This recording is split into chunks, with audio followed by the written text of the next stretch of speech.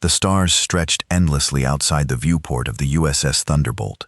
Captain Jack Reed stood with his hands clasped behind his back, watching the darkness of space. The ship, Earth's newest and most advanced warship, cut through the void with barely a whisper. "Status report," Jack said, his voice calm but commanding. Commander Lisa Wells looked up from her console. "All systems normal, Captain. We're at the edge of human space now. This is where the colony ships disappeared." Jack nodded. 6 ships gone in the last 3 months. No distress calls, no debris, just gone. The Thunderbolt had been sent to find answers, but so far they had found only silence. "Dr. Gray, anything on your sensors?" Jack asked. Dr. Alan Gray, the ship's chief scientist, shook his head. His fingers danced across his screen. "Nothing unusual, Captain, but there's a lot of space to cover." "Keep looking," Jack ordered. He turned to his chief engineer. "Stone, how's our new engine holding up?" Mike Stone grunted. The gruff engineer rarely used 2 words when one would do. "Good. Better than expected." Jack allowed himself a small smile. The Thunderbolt was a marvel of human engineering. Its weapons, shields, and engines were years ahead of anything else in the fleet. If something was hunting colony ships out here, they were ready for it. "Captain," Lisa said suddenly, her voice sharp. "Sensors picking up multiple objects approaching, not ours." Jack straightened. "Show me." The main screen flickered to life. A dozen ships, sleek and alien, moved in perfect formation toward Earth. Territory. "First contact," Dr. Gray whispered, eyes wide with excitement. "Or first battle." Lisa countered, her hand hovering over the weapons controls. Jack raised a hand. "Hold. Let's see what they want first." The alien fleet stopped just outside weapons range. For several minutes, nothing happened. Then a signal came through. "They're hailing us," Lisa reported. "Put them on," Jack ordered. The screen changed to show a humanoid figure. It had gray-blue skin, large eyes, and no visible nose. When it spoke, its mouth moved strangely, but the words came through clearly in English. "Greetings, Earth vessel. I am Fleet Commander Dax of the Vorax Hegemony. You have entered space of interest to us." Jack stepped forward. "I am Captain Jack Reed of the USS Thunderbolt. We are investigating the disappearance of several human ships in this region." The alien's expression didn't change. "We know of no disappeared ships, but we would like to scan your vessel. This is standard protocol when we encounter new species." Lisa muted the transmission. "Captain, I don't recommend allowing that. They could gather tactical information." Mike nodded in agreement. "Bad idea." Jack considered for a moment. "Dr. Gray." The scientist looked thoughtful. "It could be a genuine cultural practice, and we might learn something about them from how they scan us." Jack unmuted the transmission. "We will permit a basic scan, Commander Dax, as a gesture of goodwill." "Wise decision," Dax replied. Jack turned to Mike. "Activate Defense Protocol 7. Mike nodded and began typing rapidly. Protocol 7 would allow the scan, but feed back carefully selected information. Nothing classified would be revealed, but nothing obviously hidden either. It was a delicate balance. "Ready, Captain?" Mike reported. "You may begin your scan, Commander Dax," Jack said. A soft blue light washed over the bridge as the alien scan penetrated the ship. It lasted 30 seconds, then stopped. On the screen, Commander Dax's expression changed. His large eyes widened even further. His mouth opened slightly. For a moment, he seemed unable to speak. "Is something wrong?" Jack asked. Dax snapped out of his shock. "No, nothing is wrong. Scanned complete. Thank you for your cooperation." Before Jack could respond, the transmission cut off. The alien fleet immediately began to move away at high speed. "They're running," Lisa said in disbelief. Jack frowned. "Why? What did they see?" Mike was checking his systems. Protocol 7 worked perfectly. They shouldn't have seen anything too interesting. Dr. Gray was studying his readings. "Captain, their scan was much more powerful than it should have been. It got through some of our defenses." "How much did they see?" Jack demanded. "I'm not sure," Dr. Gray admitted, "but more than we wanted them to." Lisa looked at Jack. "Orders, Captain." Jack stared at the retreating alien fleet. Something about their reaction bothered him. Fear. That's what he had seen on Commander Dax's face. But fear of what? "Follow them," he decided. Keep your distance, but don't lose them. Aye, Captain, Lisa replied, setting the course. For 3 days, the Thunderbolt followed the alien ships deeper into unknown space. The Vorax fleet maintained their hurried pace, occasionally changing course, but never attempting to confront their pursuer. On the 4th day, they reached a densely packed star cluster. The Vorax ships split up, heading for different worlds. Which one do we follow? Lisa asked. Jack studied the sensor data. The biggest one, Commander Dax's ship. The Thunderbolt shadowed Dax's vessel to a large blue-green planet. The alien ship descended to the surface, while the Thunderbolt remained in high orbit. Scan the planet, Jack ordered. Dr. Gray worked his instruments. Massive civilization, Captain. Cities covering entire continents. Technology level appears similar to ours, maybe higher in some areas. Any signs they've detected us? Jack asked. Lisa shook her head. None. Their orbital defenses haven't activated. Jack turned to Mike. I want the stealth systems at maximum. Let's see what's happening down there. Mike nodded and got to work. Dr. Gray suddenly looked up from his console. Captain, I'm picking up unusual communications traffic. Massive amounts of data being transmitted across the planet. Can you decode any of it? Jack asked. Working on it, Dr. Gray replied. After several minutes, he looked up with a troubled expression. It's fragmentary, but I'm seeing references to human technology, unexpected capabilities, and something that translates roughly as existential threat. Jack's eyes narrowed. They're afraid of us. But why? Lisa asked. We didn't threaten them. They saw something in our ship that scared them, Jack said. Something they didn't expect. Mike grunted. Serves them right for looking where they shouldn't. Dr. Gray continued monitoring the communications. Captain, I think they're calling some kind of emergency meeting. Important figures from across their territory are being summoned to the capital city. Jack nodded slowly. So they scan us, get scared, and call a meeting of their leaders. Interesting. What's our next move? Lisa asked. Jack thought for a moment. We stay and watch. We learn and we prepare. He turned to look at his crew. Something tells me this isn't over. The Vorax ran today, but they won't run forever. Whatever they saw in us frightened them enough to retreat. But fear can lead to different responses. Like what? Dr. Gray asked. Like trying to make friends with what you fear? Jack said. Or trying to destroy it before it destroys you? Lisa nodded grimly. So, we wait and see which path they choose. Exactly, Jack said, turning back to the viewport to stare down at the alien world below. And either way, we'll be ready. In the Vorax capital city, Commander Dax stood before the Supreme Council, his hands shaking slightly, as he prepared to show them what the scan had revealed about the human vessel. Information that had made him order an immediate retreat. Information that would change everything. The Supreme Leader entered, and the room fell silent. Show us, the leader commanded. Show us what has you so afraid of these humans. Dax nodded and activated the display. The detailed scans of the USS Thunderbolt appeared, revealing secrets that would keep the Vorax leaders awake for many nights to come. The Grand Council chamber on Voros Prime fell silent as the scan data of the human warship filled the massive display screen. Supreme Leader Tark leaned forward on his throne, his gray-blue skin turning a shade paler. This cannot be correct, he said, his voice barely above a whisper. Commander Dax stood tall despite his fear. The scan was thorough, Supreme Leader. The data is accurate. Science Director Ella moved closer to the display, her expert eyes analyzing every detail. The human vessel's power readings are impossible. Their shield technology is beyond anything we have seen before. How? Tark demanded. We have conquered 7 species across this sector. None have technology that comes close to ours. Tuloa pointed to a section of the scan. Look here. They're weapon systems. They use principles we've never even considered. And here, she swiped to another image. Their engine core. It's completely different from our approach. The council members murmured among themselves. For centuries, the Vorax had ruled through technological superiority. They had never faced a species with more advanced technology. Tark turned to Commander Dax. You fled from a single ship. Dax straightened his shoulders.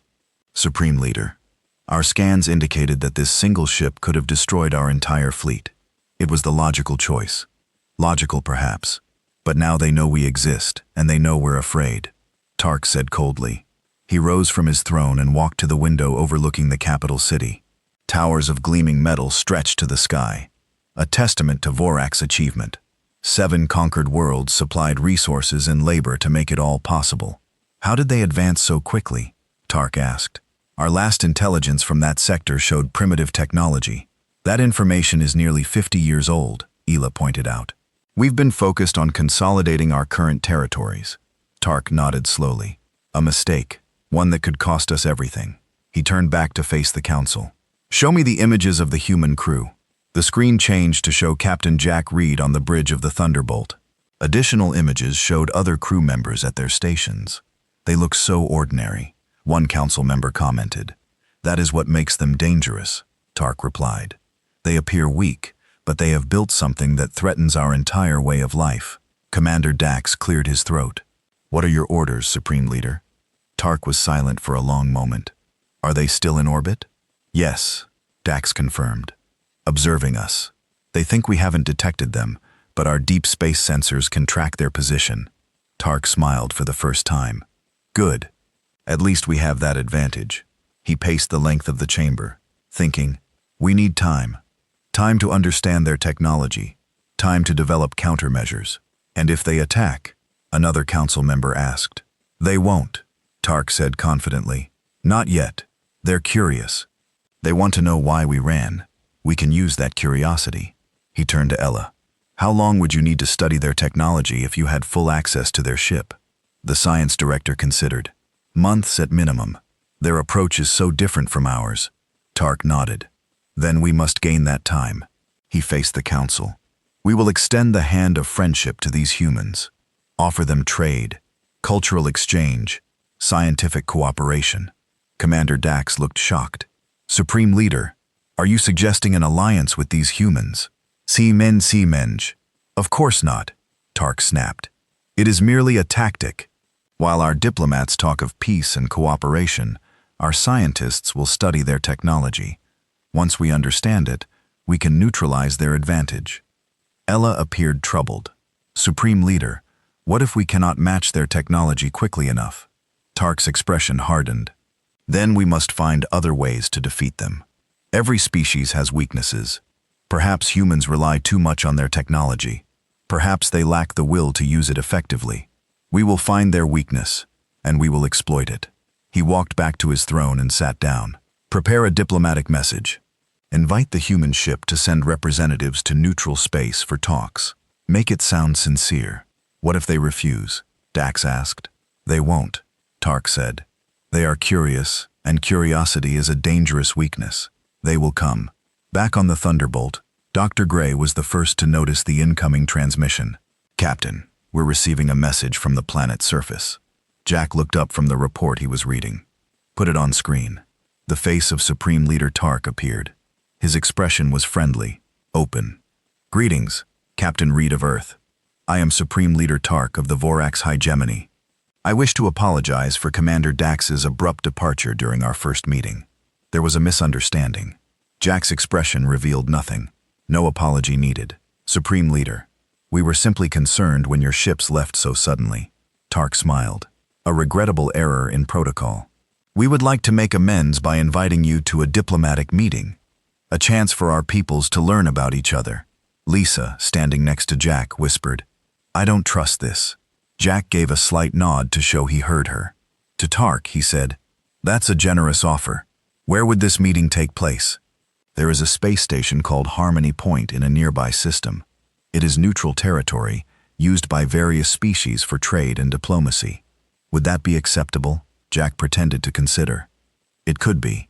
I would need to consult with my superiors. Tark's smile didn't waver. Of course. Take all the time you need. We are eager to establish friendly relations with Earth. After the transmission ended, Jack turned to his crew. Thoughts? Mike spoke first. Trap. Lisa nodded in agreement. Definitely. They were terrified of us yesterday. Now they want to be friends. I don't buy it. Dr. Gray looked thoughtful. It could be genuine. Perhaps they realized their initial fear was exaggerated.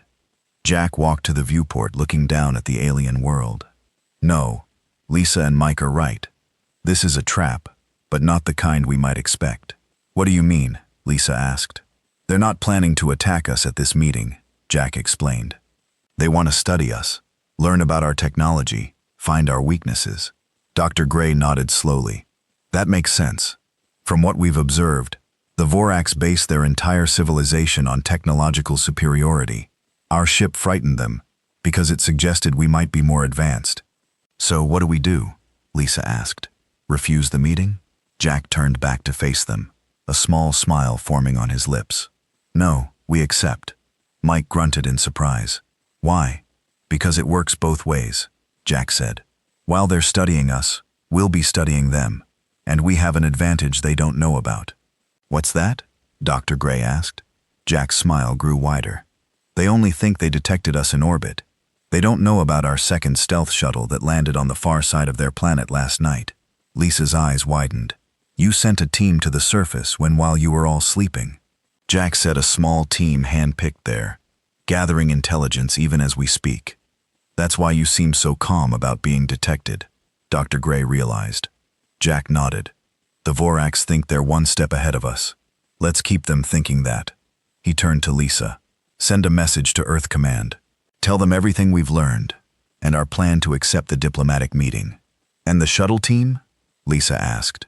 They'll continue their mission and meet us at Harmony Point, Jack said. By then, we should know much more about what we're dealing with. Mike nodded with grudging approval. Clever. Let's just hope it's clever enough, Jack said, his expression turning serious again. Because something tells me the Vorax didn't build their empire by playing nice. On the planet below, Supreme Leader Tark watched the human warship with calculating eyes. They will accept, he told Commander Dax. And when they do, their doom will be sealed. Little did he know that at that very moment, human eyes were watching him from much closer than he could imagine. Harmony Point Space Station hung in the darkness, like a giant metal snowflake. Ships from different worlds docked at its many arms. At one end, the USS Thunderbolt waited. At the opposite end, the Vorax diplomatic vessel had arrived 3 days earlier. Ambassador Tom Williams adjusted his formal uniform as he prepared to meet the Vorax representatives. Captain Jack Reed stood nearby, watching the ambassador with careful eyes. Remember, Jack said quietly, they want something from us. Don't be too eager to give it. Tom nodded. He was an experienced diplomat with gray hair and calm eyes. This isn't my first dance with aliens who have hidden motives. Captain Security Chief Kate Miller checked her tablet one more time. My team is in position throughout the station. If the Vorax try anything, we'll know. The door to the meeting room slid open. 3 Vorax entered, led by a tall figure in flowing robes.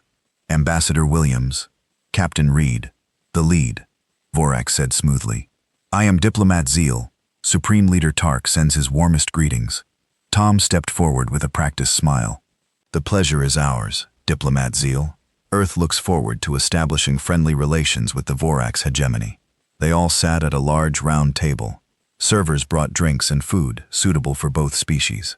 I must say, Zeal began, we are most impressed by your vessel, the Thunderbolt. Such advanced technology in a species we had not yet encountered. Jack kept his face neutral. We're equally interested in learning about Vorax achievements. Your empire spans several star systems, I understand. A flash of surprise crossed Zeal's face before he could hide it. You are well informed, Captain. We try to be, Jack replied. For the next 2 hours, they discussed trade possibilities, cultural exchanges, and scientific cooperation. The Vorax seemed especially interested in joint research projects involving Earth's propulsion and shield technology. Perhaps a tour of your vessel might help us understand how we could best work together, Zeal suggested casually. Tom smiled. A wonderful idea, and we would be honored to tour your ships as well. Zeal's smile flickered. Of course, though our vessels are currently undergoing maintenance. What a shame, Jack said. Another time, perhaps. When the meeting ended, Kate approached Jack as the Vorax left the room. One of my team spotted a Vorax technician near the Thunderbolt's docking port, she reported quietly. He claimed to be checking station systems, but the station manager confirmed no such checks were scheduled. Jack nodded. They're getting impatient. Have Mike double the security on all ship systems. Already done, Kate said. And our special package being delivered as we speak, Jack replied with a small smile. On the Vorax side of the station, Diplomat Zeal met with a technician in a secure room. Did you get access to their ship? Zeal demanded. The technician shook his head. Impossible. Their security is too tight, but I placed scanning devices nearby. We're getting some readings. Not enough, Zeal hissed. Supreme Leader Tark wants their technology. The diplomatic approach is taking too long. There is another way, the technician suggested. We've identified their chief engineer. He often visits the station's bar after his shift, perhaps with the right conversation and the right drinks. Zeal smiled. Yes, make it happen. Mike Stone sat at the bar enjoying a rare moment away from the ship. The colorful drink in front of him was his third of the evening. A Vorax sat down beside him. You are from the Earth ship? Yes. An engineer, I believe. Mike looked at the alien through narrowed eyes. Who's asking? Just a fellow engineer, the Vorax said, ordering a drink. I'm fascinated by different approaches to similar problems. Your ship's design is intriguing. Mike grunted. Is it now? Yes, the Vorax continued. Especially your propulsion system. We've never seen anything quite like it. Mike took another drink. Bet you haven't. Perhaps we could discuss some technical details. Engineer to engineer. Mike laughed suddenly. Sure. Let me tell you all about our special warp coils. They're made from a rare material. We call it the Vorax. Looked confused. I'm not familiar with this material. Mike stood up surprisingly steady for a man who'd had 3 drinks. It means I know what you're doing and it's not working. Good night. He walked away, leaving the frustrated Vorax at the bar. In his quarters, Dr. Gray worked late into the night. The data from the stealth team on the Vorax homeworld had been revealing. He compiled his findings and sent them to Captain Reed's secure tablet. Minutes later, Jack appeared at his door. This confirms our suspicions, Jack said, holding up the tablet. The Vorax have conquered 7 other species by leveraging technological superiority. Dr. Gray nodded. And each conquered species is essentially enslaved, forced to provide resources and labor to the hegemony. Jack's expression darkened. No wonder they were so frightened by our ship.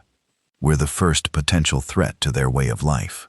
There's more, Dr. Gray said. According to the data, their fleet is mobilizing. Despite these peace talks, they're preparing for war. Jack wasn't surprised. How long do we have? A week? Maybe less. Jack nodded. Then we need to move to the next phase of our plan. Ambassador Tom met with Diplomat Zeal the next day. The Vorax seemed tense. We have prepared a draft agreement, Tom said, sliding a tablet across the table. A starting point for our future relationship. Zeal glanced at it. This is generous. Earth believes in fair dealings, Tom replied. Zeal forced a smile. We will review it carefully, but perhaps we could speed things along by beginning the technology exchange immediately. A show of good faith. Tom looked thoughtful. Actually, Captain Reed has authorized me to share some technical data as a gesture of trust. Zeal couldn't hide his excitement. That is excellent news. Tom handed over a data crystal, basic schematics for our shield modulation system. Nothing classified, but it should demonstrate our willingness to work together. Zeal took the crystal carefully. The Hegemony appreciates this gesture. We will prepare something similar to share with you. After the meeting, Zeal rushed to a secure room where Science Director Ella waited. We have it, Zeal said triumphantly, handing over the crystal. The humans are more trusting than we anticipated. Ella inserted the crystal into a reader. Her eyes widened as she studied the schematics. This is remarkable. Simple yet elegant. Our engineers can adapt this to our systems quickly. How soon? Zeal asked. Days, not weeks, Ella replied. With this, we might not need to wait for the full fleet to arrive. Excellent, Zeal said. Inform Supreme Leader Tark. The humans have given us exactly what we needed. Back on the Thunderbolt, Jack met with Tom in his private quarters. Did they take the bait? Jack asked. Tom smiled. Like a hungry fish, Zeal could barely contain himself. Good, Jack said. And they don't suspect? Not at all. The schematics look completely authentic. Jack nodded with satisfaction. Mike did. Excellent work. The shield modifications they're studying will seem to work perfectly in simulations. But in actual combat? Tom asked. Jack's smile was cold. They'll fail catastrophically at the worst possible moment. By the time they realize what we've done, it will be too late. Outside the viewport, the space station turned slowly. Both sides prepared for what was coming, each believing they had the upper hand. But only one side was right. The alarm blared throughout the Thunderbolt, waking Captain Jack Reed from a light sleep. He was dressed and on the bridge in less than 2 minutes. "Report," he commanded, taking his seat. Lisa looked up from her console. "Vorax fleet detected. Captain, 30 ships approaching from multiple vectors. They've dropped all pretense of diplomacy." Jack nodded. He had expected this. The Vorax had studied the false shield schematics for 3 days. Their confidence must be high now. "Battle stations," he ordered calmly. "Where's Ambassador Williams?" "Already returned to the Thunderbolt, sir," Kate Miller reported. "The Vorax delegation left Harmony Point 6 hours ago without notice." "And our other ships?" Lisa checked her screen. "The Aurora and the Phoenix are in position, but hidden. The Vorax don't know they're there." Jack allowed himself a small smile. Earth had sent reinforcements, but kept them concealed. The Vorax thought they were facing only the Thunderbolt. "Open a channel to the Vorax fleet," Jack ordered. The main screen flickered to life, showing Supreme Leader Tark himself. He sat on what looked like a command throne on the bridge of his flagship. "Captain Reed," Tark said, his voice cold. "Your deception ends today." Jack raised an eyebrow. "Deception? We came in peace. You were the ones preparing for war." While talking of friendship, Tark smiled. "A necessary precaution. Your kind represents a threat to the natural order. Your technology must not be allowed to spread." "And what natural order is that?" Jack asked. "The one where the Vorax rule over 7 enslaved species." Tark's smile vanished. "You know too much. It is fortunate we will not need to negotiate your surrender. We already have what we need from you." The transmission ended abruptly. "They're powering weapons," Lisa reported, her voice steady despite the tension. Jack leaned forward in his chair. "All crew, prepare for combat. Defense Protocol Omega now in effect." Throughout the ship, crew members activated special systems that had been hidden until this moment. The Thunderbolt's power signature began to change. Mike's voice came over the comm from engineering. "Ready down here, Captain. They're in for a surprise." "Good," Jack replied. "Hold steady. Let them make the first move." The Vorax didn't wait long. Their lead ships opened fire, energy beams streaking across space toward the Thunderbolt. "Impact in 3 seconds," Lisa called out. Jack gripped his armrests. "Steady." The Vorax weapons hit the Thunderbolt's shields. There was a flash of light, but the ship barely shuddered. "Shields holding at 98%, Lisa reported with a grin. On the Vorax flagship, Tark stared in disbelief at his tactical display. Impossible. Their shield should have failed. The schematics showed a weakness in the modulation pattern. Science Director Ella looked pale. "They tricked us. The schematics were false." "How bad is it?" Tark demanded. "Our weapons are barely affecting their shields," a tactical officer reported. "And there's something else. Their power signature is changing. It's much stronger than our initial scan showed." Tark slammed his fist on his throne. "They've been hiding their true capabilities all along." Back on the Thunderbolt, Jack watched the Vorax fleet with calm eyes. "They've realized their mistake. Time to show them what we can really do." He nodded to Lisa. "Target their flagship's weapon systems. Fire when ready." Lisa's fingers danced across her console. Firing. The Thunderbolt's main weapons array glowed bright blue, then released a concentrated beam of energy that cut through space like a knife. It struck the Vorax flagship with precision, destroying its primary weapons array in a flash of light and debris. "Direct hit," Lisa reported. "Their main weapons are disabled. Now the secondary ships," Jack ordered. The Thunderbolt moved with surprising speed for a vessel its size, turning to face the next target. 2 more precision strikes disabled 2 more Vorax ships. "The remaining ships are adjusting their attack pattern," Lisa warned. "They're trying to surround us." Jack nodded. "Just as we expected. Signal the Aurora and Phoenix. Time to spring the trap." From their hidden positions, 2 more Earth warships suddenly appeared. Their stealth systems deactivated. They immediately opened fire on the unsuspecting Vorax fleet from behind. Caught between three Earth warships, the Vorax fleet fell into chaos. Some ships tried to flee, others continued fighting, but their coordination was broken. On the Vorax flagship, alarms blared as systems failed. "We're surrounded!" the tactical officer shouted. Two more human ships appeared from nowhere. Tark's face had turned a dark shade of blue with rage and fear. How? How did they know? Ella had no answer. Nothing in her experience had prepared her for this. The Vorax had always been the technological superiors in any conflict. They had never faced an enemy that could outthink and outfight them. Supreme Leader Commander Dax called urgently. "Our shields are failing across the fleet. 4 ships have already been disabled." Tark stared at the tactical display in disbelief. The human ships were systematically targeting weapons and engines, disabling the Vorax vessels without destroying them. "They're not even trying to kill us," he realized aloud. "They're toying with us. Should we surrender?" Dax asked quietly. Tark's pride rebelled at the thought, but his survival instinct was stronger. "Open a channel to the Thunderbolt."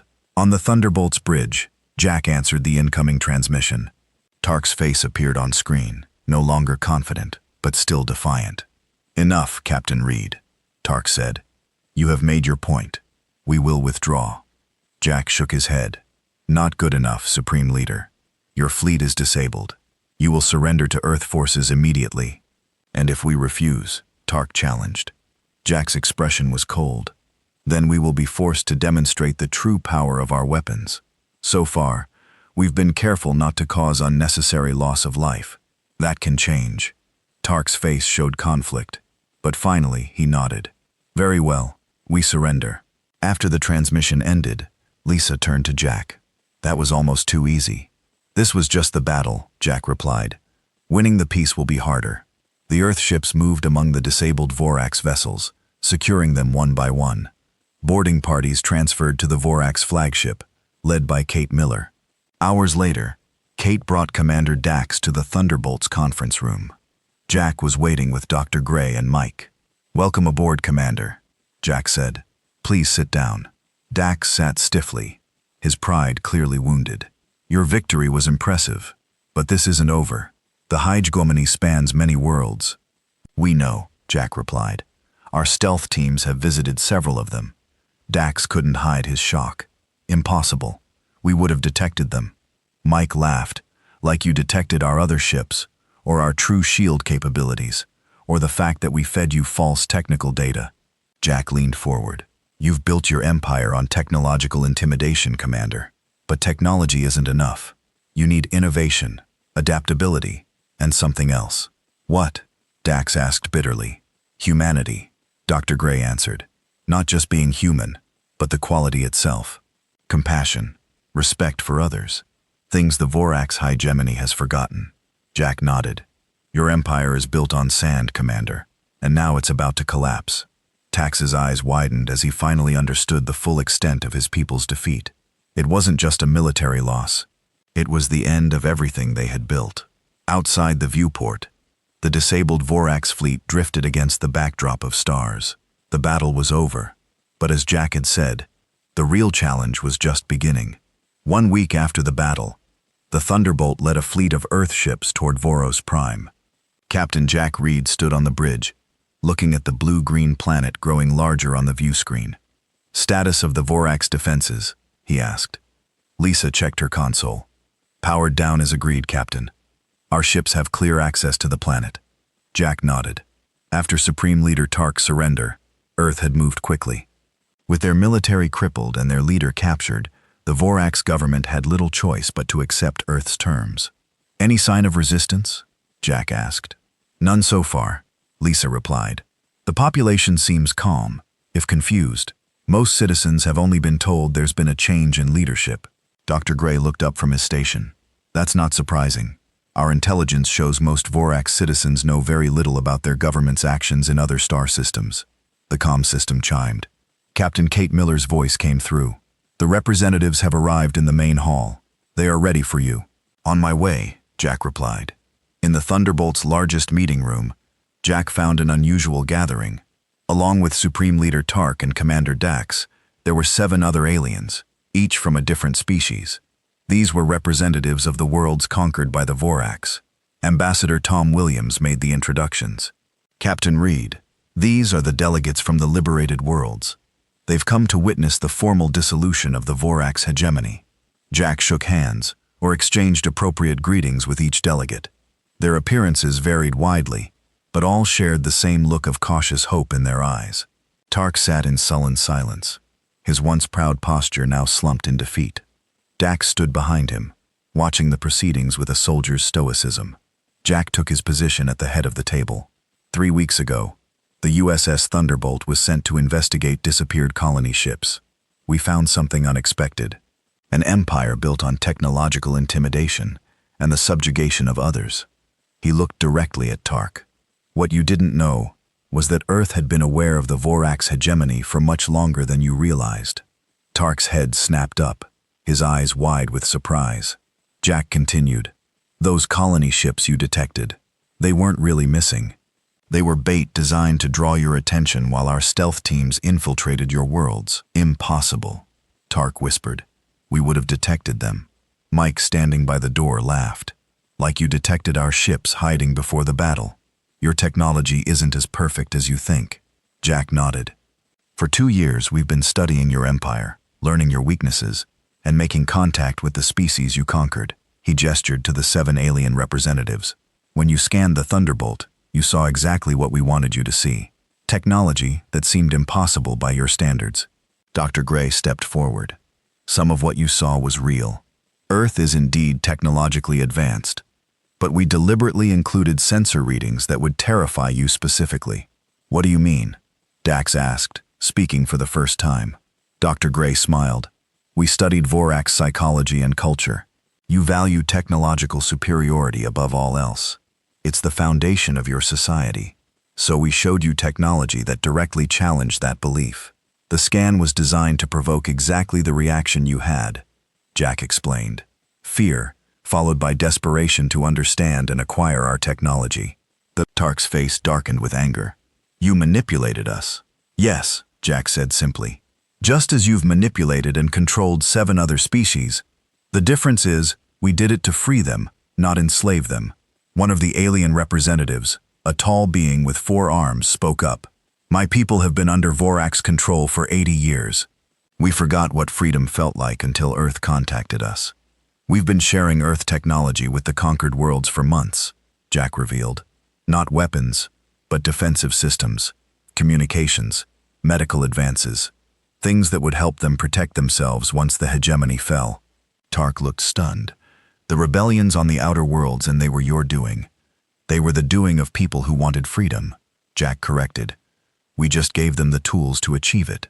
Ambassador Tom stepped forward and placed a document on the table. "This is the Treaty of Liberation. It formally dissolves the Voraxi and recognizes the independence of all conquered worlds." "And if I refuse to sign?" Tark challenged. Jack shrugged. "Then we leave, and you deal with 7 worlds that now have technology equal to your own, plus a lot of anger about generations of oppression." Tark stared at the document, then at the alien representatives whose determined faces told him everything he needed to know. With a resigned gesture, he signed. "A wise choice," Jack said. "The terms are fair. The Vorax keep their homeworld and nearby colonies. No reparations will be demanded. In return, you will dismantle your military fleet and join the new alliance of free worlds as equals, not rulers." Tark looked up sharply. "Equals? After everything you've said about us?" "That's the difference between Earth and the Vorax," Jack said. "We believe in second chances. Your people have skills and knowledge that can benefit everyone, if used for cooperation instead of conquest." After the signing ceremony, Jack found himself looking out of viewport at Voros Prime below. Commander Dax approached him cautiously. "There's something I still don't understand," Dax said. "If Earth knew about us for years, why wait? Why the elaborate deception?" Jack considered the question. "War is costly. We wanted to end the hegemony with minimal bloodshed, and we needed to be sure all 7 conquered species could defend themselves after we left." Dax nodded slowly. "And the Thunderbolt? Was it really as powerful as our scans showed?" Jack smiled. "In some ways, yes. In others, we exaggerated. The important thing wasn't the technology itself, but how we used it. I'm beginning to understand that, Dax admitted. For centuries, the Vorax believed superior technology guaranteed victory. You proved that strategy and preparation matter more. Not just strategy, Jack corrected. Values. Earth fights to protect freedom, not to conquer. That gives us strength that can't be measured by scans. 1 month later, Jack stood on the bridge of the Thunderbolt as it prepared to leave Vorax space. The new alliance was taking its first steps, with Earth providing guidance, but not control. Course, Captain? Lisa asked. Home? Jack replied. Our work here is done. Dr. Gray looked up from his station. Not entirely done. We've received reports of another expansionist empire in the Beta Quadrant. Apparently, they've noticed our activities here. Jack smiled. Have they now? Well, let them scan our ships. Let them see what happened to the last empire that threatened freedom in this galaxy. Lisa set the course, and the Thunderbolt turned toward Earth. Its mission complete, but its message clear. Humanity had arrived on the galactic stage, and those who scanned their ships would indeed know they were destined for ruin if they chose the path of conquest. As the Thunderbolt entered warp, representatives from 8 worlds, including the Vorax, sat in a new council chamber, beginning the long process of building peace after generations of war. Above them, Earth ships patrolled silently, a reminder that freedom now had a powerful guardian. The stars stretched into streaks of light, and the Thunderbolt headed home, leaving behind a changed galaxy and a simple truth. Technology alone doesn't win wars. Humanity